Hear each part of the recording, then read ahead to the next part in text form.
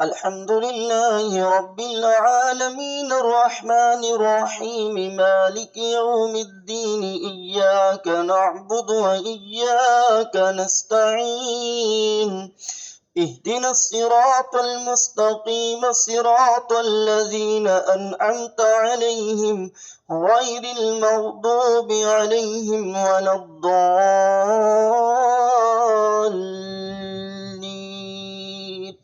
حميم. تنزيل الكتاب من الله العزيز الحكيم. ما خلقنا السماوات والأرض وما بينهما إلا بالحق وأجل مسمى والذين كفروا عما أنذروا معرضون.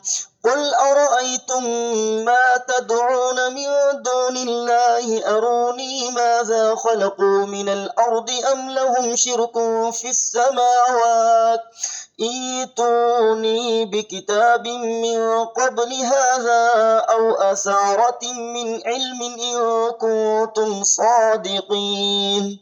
ومن أضل ممن يدعو من دون الله من لا يستجيب له إلى يوم القيامة وهم عن دعائهم غافلون.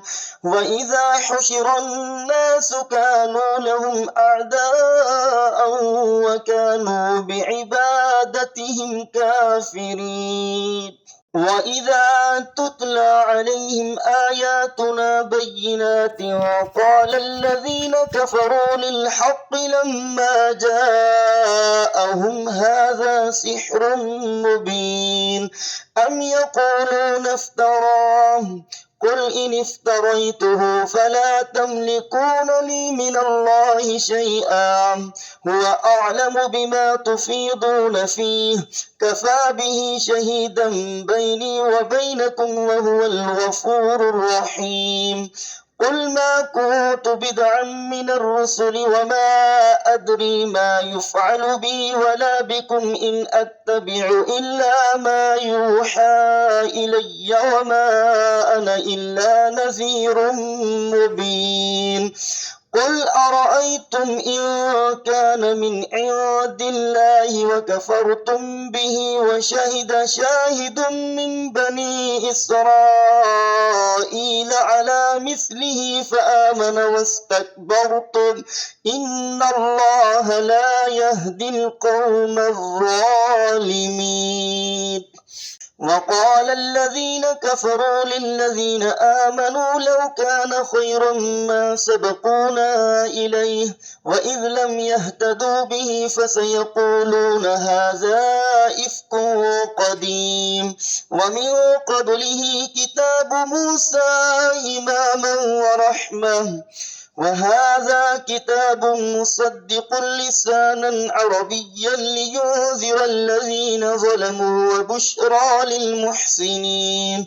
إن الذين قالوا ربنا الله ثم استقاموا فلا خوف عليهم ولا هم يحزنون أولئك أصحاب الجنة خالدين فيها جزاء بما كانوا يعملون. ووصينا الإنسان بوالديه إحسانا حملته أمه كرها ووضعته كرها وحمله وفصاله 30 شهرا حتى إذا بلغ أشده وبلغ 40 سنة قال رب أوزعني أن أشكر نعمتك التي أنعمت علي وعلى والدي وأن أعمل صالحا ترضاه وأصلح لي في ذريتي إني تبت إليك وإني من المسلمين.